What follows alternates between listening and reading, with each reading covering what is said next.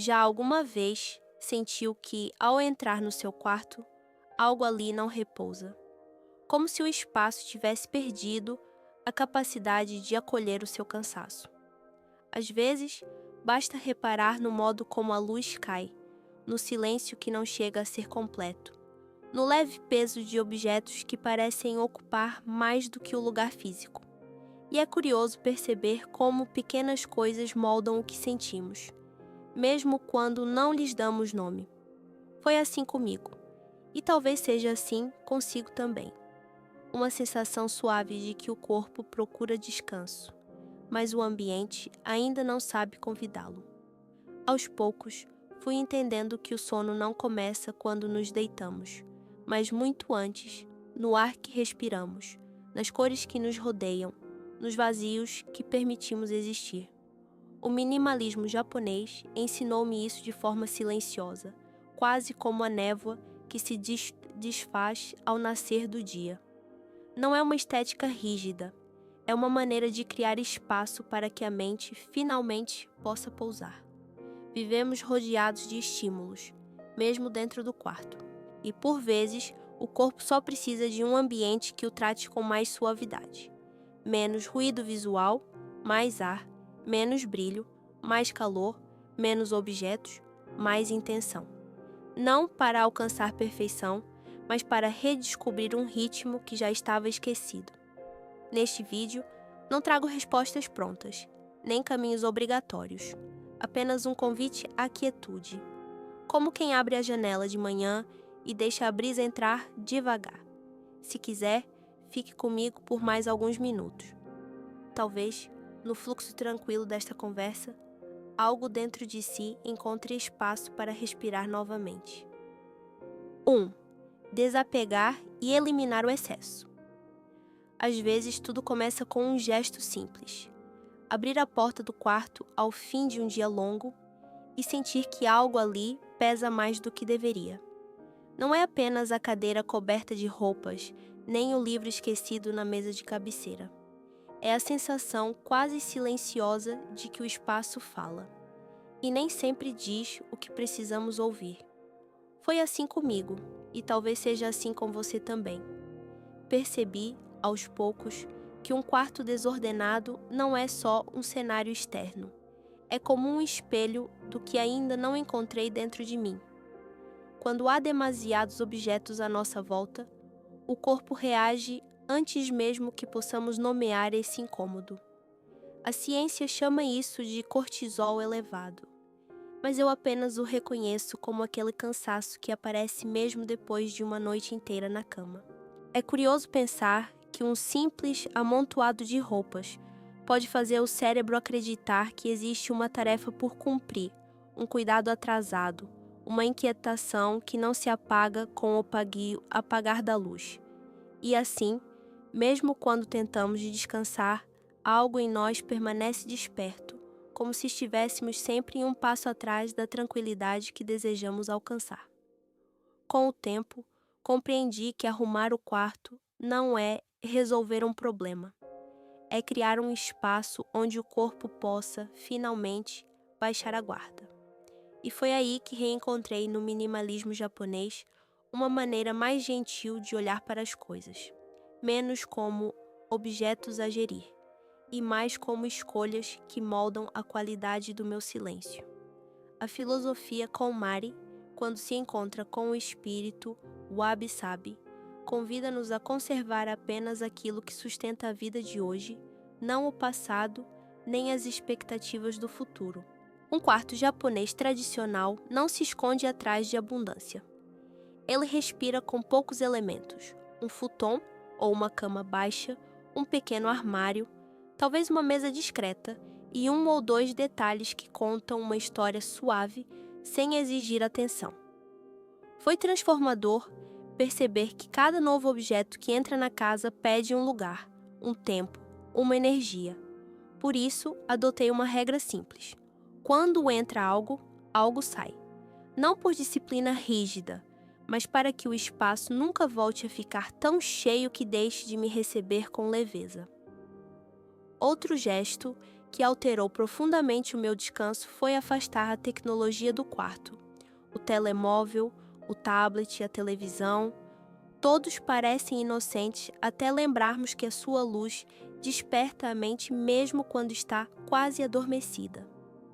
Criar um pequeno canto digital fora do quarto foi como ensinar o meu corpo a reconhecer que, ao cruzar aquela porta, já não precisava responder ao mundo lá fora. Depois, veio a pergunta que mais me guiou. Isto serve realmente à minha noite de hoje? Descobri que muitos dos meus, talvez um dia, só ocupavam espaço, físico e emocional. Libertá-los foi como abrir uma janela para dentro de mim. E com menos coisas à vista, surgiu um desejo natural de organizar o que permaneceu. Caixas discretas debaixo da cama, armários que escondem o essencial, tecidos que criam fronteiras visuais sem sufocar o ar. Pequenos detalhes que tornam o espaço mais silencioso, sem exigir perfeição. O que mais me surpreendeu foi o que aconteceu depois. O quarto parecia maior, mas o que realmente mudou foi a forma como eu respirava dentro dele. Menos objetos significaram menos poeira, menos estímulos, menos pressa interior. O coração desacelerou, a mente suavizou e o sono, esse visitante tímido, começou a chegar mais cedo, como se finalmente tivesse encontrado um lugar onde pudesse pousar. Hoje, quando entro no meu quarto ao fim do dia, sinto algo simples. Há espaço para mim aqui. E talvez, enquanto ouve estas palavras, você também sinta a vontade de criar um pequeno espaço assim. Um lugar onde o silêncio tenha onde repousar. 2. Escolher uma cama baixa ou um futon tradicional. Há algo profundamente humano no momento de deitar. Um gesto simples, quase instintivo, mas que com o passar dos anos se encheu de camadas, colchões cada vez mais altos, estruturas cada vez mais complexas. Uma procura incessante por conforto que, paradoxalmente, parece afastar-nos da simplicidade que o corpo reconhece como casa. Eu próprio demorei a perceber isso. Só quando experimentei dormir mais perto do chão, quase ao nível da respiração da terra, é que senti uma mudança silenciosa, como se o meu corpo finalmente encontrasse um ritmo mais verdadeiro. No Japão, esse gesto de dormir baixo não é uma tendência, é uma herança que atravessa gerações. O futon não é um sofá-cama improvisado, como muitos imaginam, mas um sistema completo e delicado. O shikibuton, fino e firme, que acolhe o peso do corpo sem o engolir. O kakegaki, uma manta leve que aquece sem sufocar. E, por baixo, o tatame, uma superfície estável que respira com a casa. Tudo isto forma um conjunto que não pretende impressionar ninguém. Pretende apenas ser suficiente, no sentido mais bonito da palavra. E, no entanto, nem todos se sentem prontos para essa proximidade total com o chão. Há quem prefira uma cama baixa, quase a flutuar alguns centímetros acima do solo. E está tudo bem. O que importa não é se a aparência, mas a altura. Quanto mais perto da terra, mais quieta se torna a mente. Descobri que a diferença entre dormir a meio metro de altura ou a poucos centímetros é grande, mas não no sentido físico. É emocional. É como trocar um palco por um refúgio. Com o tempo, também percebi que o corpo agradece esta simplicidade. Uma superfície firme convida a coluna a alinhar-se como deve ser, sem oscilações, sem afundar. Há uma calma muscular que nasce daí, quase imperceptível ao início, mas inegável depois de algumas noites. Senti, enfim, que o meu corpo já não precisava procurar a posição certa. Ela surgia naturalmente, como um rio que encontra o seu próprio leito. E há ainda algo subtil, quase poético, em dormir tão perto do chão. Uma sensação de pertença. Como se a gravidade, em vez de puxar, simplesmente nos abraçasse. O cérebro, que tantas vezes reage à altura com um alerta silencioso, descansa melhor quando sabe que não há onde cair. De certa forma, deitar-se perto da terra é um lembrete. Não precisamos estar acima de nada para nos sentirmos seguros. A temperatura também muda. O ar junto ao chão é mais fresco, mais estável. Nas noites quentes, é como encontrar uma sombra onde o corpo se aquieta. Nas noites frias, o tatame devolve uma umidade gentil, que não seca a pele nem rouba o calor. São pequenos equilíbrios que não surgem de tecnologia avançada, mas de convivência com o natural. Os materiais usados no futon, algodão, linho, fibras naturais, respiram conosco. Não retêm o calor em excesso, não aprisionam a umidade do corpo. Há um conforto honesto nisto. Nada é escondido, nada é mascarado. Tudo flui com a noite. Entre o futon e uma cama baixa, cada pessoa encontra o seu caminho. O futon dobra-se ao amanhecer, libertando o espaço para o dia que começa. A cama baixa permanece ali, estável e silenciosa. Uma é leve e adaptável, a outra firme e imediata. Ambas têm o mesmo propósito: oferecer um repouso que não depende de excesso. O que mais me marcou, porém, não foram os detalhes técnicos. Foi a forma como acordei. Primeiro, com menos interrupções durante a madrugada. Depois, com o corpo surpreendentemente desperto, sem aquela rigidez matinal que tantas vezes confundimos com envelhecer. Era como se a noite tivesse trabalhado a meu favor e não contra mim. Hoje, quando me deito no meu futon ou numa cama quase ao nível do chão, sinto que a noite me acolhe com mais sinceridade. Não há altura, não há distância. Há apenas o peso do corpo entregando-se ao silêncio e o silêncio devolvendo, devagar, a possibilidade de um descanso verdadeiro. Talvez enquanto me ouve, você também recorde a última vez que sentiu essa proximidade simples, com a terra, com o corpo, consigo próprio, e talvez perceba que, às vezes, a tranquilidade começa mesmo ali, a poucos centímetros do chão. 3. Usar uma paleta neutra e materiais naturais. Há quartos que parecem falar antes de qualquer palavra. Entramos neles e, sem entender bem porquê, sentimos o peito abrir ou fechar. Percebi isso numa manhã tranquila, ao observar a luz pousar na parede do meu próprio quarto.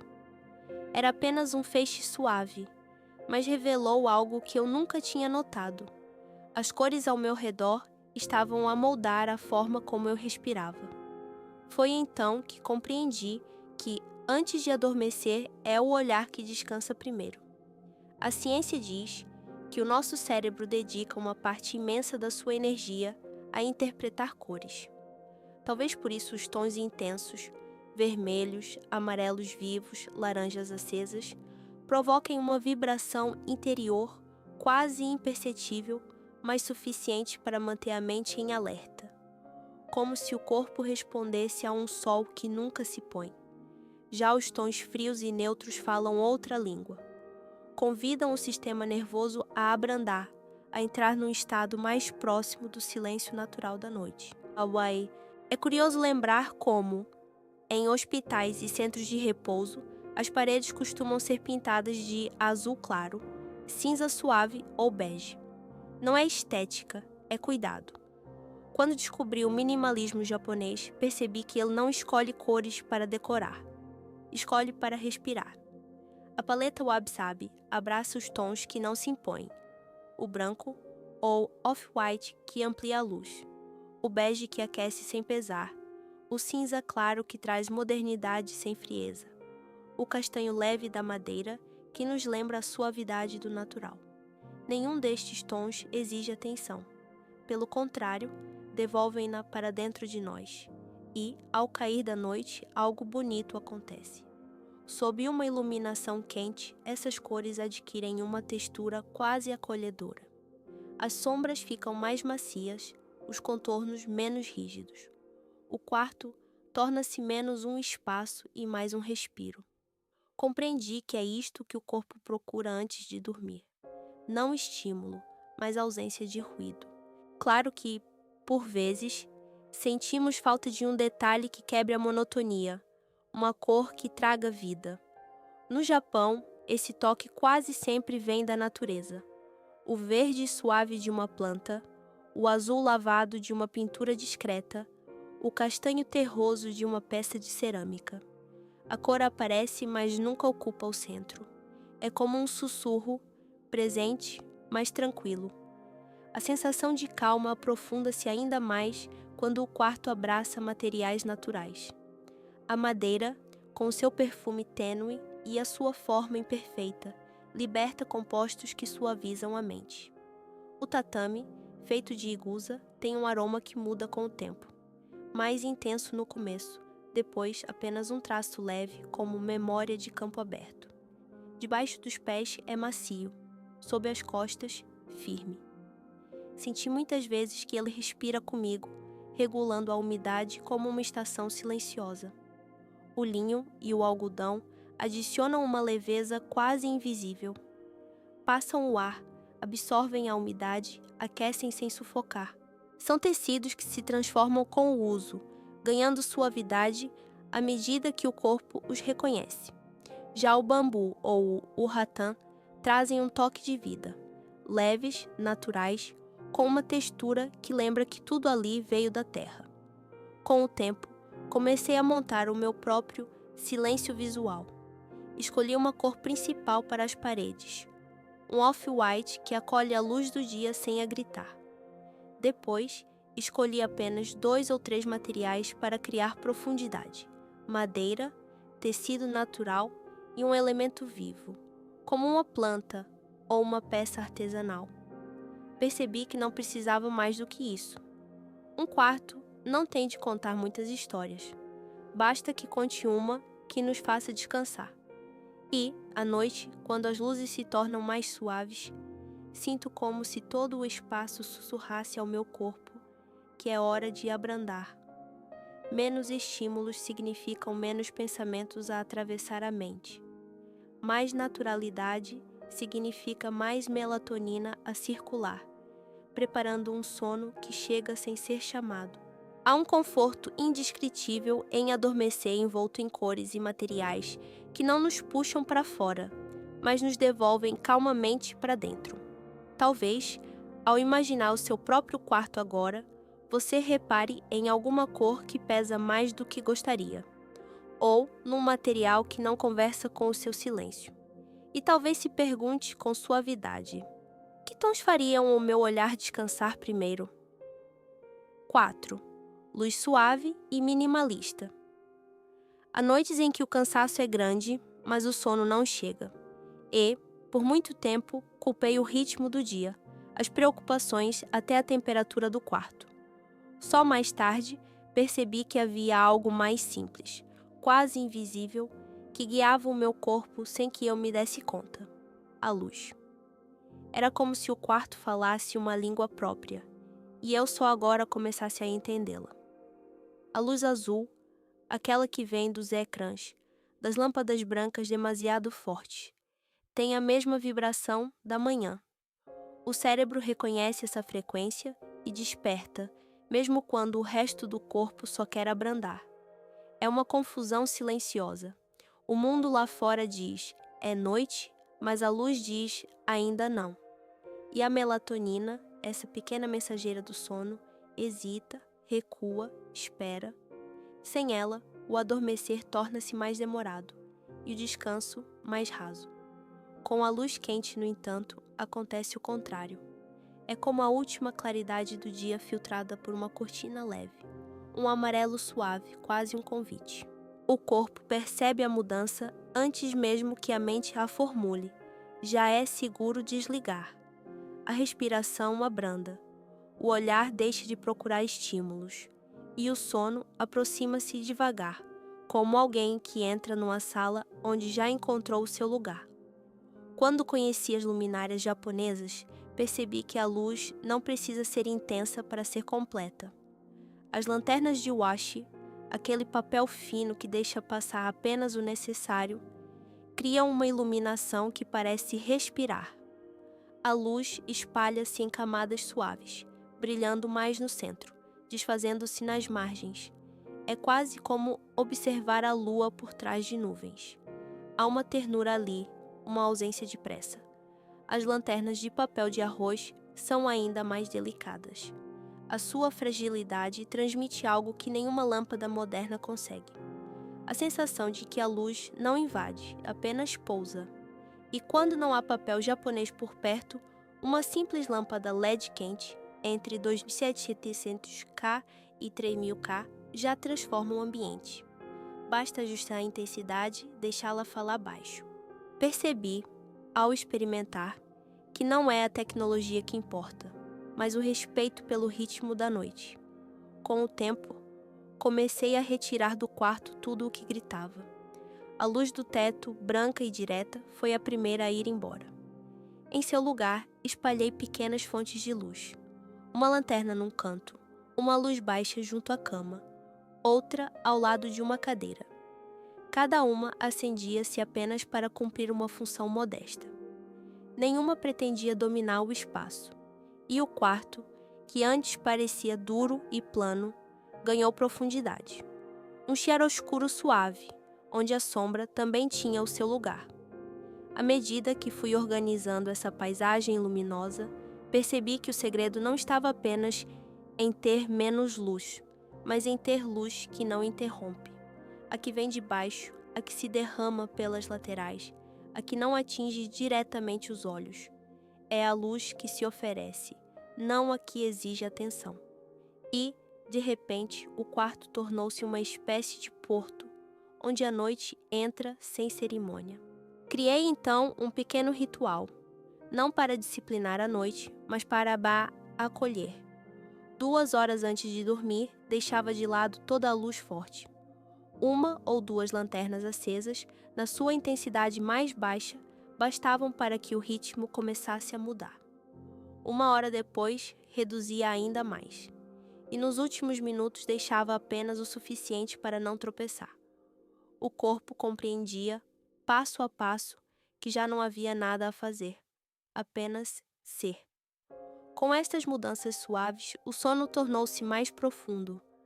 Acordei várias vezes com a sensação rara de ter sido verdadeiramente acolhido pela noite, sem sobressaltos, sem um cérebro ainda meio desperto, apenas um descanso que se instala porque encontra espaço para isso.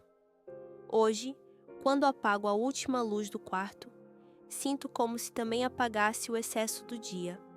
Fica apenas o essencial: sombra, silêncio e uma claridade tão leve que mal se vê, mas que transforma tudo. Talvez, enquanto pensa no seu próprio quarto agora, você também imagine como seria deixar a noite entrar de forma mais suave. E que diferença isso faria na forma como você acorda amanhã? 5. Adicionar plantas e elementos naturais minimalistas. Há momentos em que o quarto parece quieto demais, como se lhe faltasse um sopro de vida. Eu só percebi isso quando, numa manhã cinzenta, coloquei uma pequena planta ao lado da janela. Nada extraordinário. Um vaso simples, algumas folhas firmes, um verde discreto. Mas de algum modo o ar mudou. A luz pousava diferente. O silêncio tornava-se mais habitável, e eu sentia que algo dentro de mim respirava com mais suavidade. Foi então que compreendi que trazer natureza para o quarto não é decorar. É restituir uma presença que o corpo reconhece de imediato. As plantas conversam com o ar de uma forma que nós não vemos, mas sentimos. Quando dormimos, libertamos dióxido de carbono e, num quarto fechado, ele acumula-se devagar, tornando o sono mais leve e a mente mais inquieta. A maior parte das plantas devolve esse CO2 à noite, mas algumas, como a snake plant, fazem o contrário. Absorvem-no na escuridão e libertam oxigênio. É uma troca silenciosa, quase generosa, que acontece quando mais precisamos. E mesmo aquelas que não seguem este ritmo especial, ainda purificam o ambiente ao longo do dia, tornando-o menos denso, menos cansado. Existe também o efeito que não se mede em números. O olhar pousado numa planta reduz o ritmo cardíaco, acalma a respiração, suaviza o pensamento. É como se o cérebro, ao ver algo vivo e estável, recordasse que a vida também pode ser simples e que a noite pode ser um lugar de descanso, não de resistência. Com o tempo, fui descobrindo quais plantas conviviam melhor com a tranquilidade do quarto. A snake plant, quase indestrutível, torna o ar mais leve mesmo que me esqueça de a regar. O pothos, que se derrama em verde suave, parece crescer no mesmo ritmo que os dias mais lentos. A bamboo palm, alta e serena, acrescenta uma presença que quase lembra o som de um vento distante. O aloe vera e a spider plant completam esse pequeno ecossistema discreto, onde cada uma ocupa o seu lugar sem exigir nada em troca. Percebi, entretanto, que o segredo não estava em encher o quarto de plantas, mas em escolher poucas e deixá-las ter espaço para ser. No Japão, fala-se muito da beleza dos números ímpares. Uma planta sozinha num canto pode transformar o ambiente mais do que 3 alinhadas numa prateleira. 3, quando usadas, formam um movimento, uma no chão, outra num nível médio, outra mais acima, criando uma dança leve que não pesa nos olhos. A simplicidade dos vasos importa igualmente. Cerâmica neutra, sem brilhos, sem desenhos que distraiam.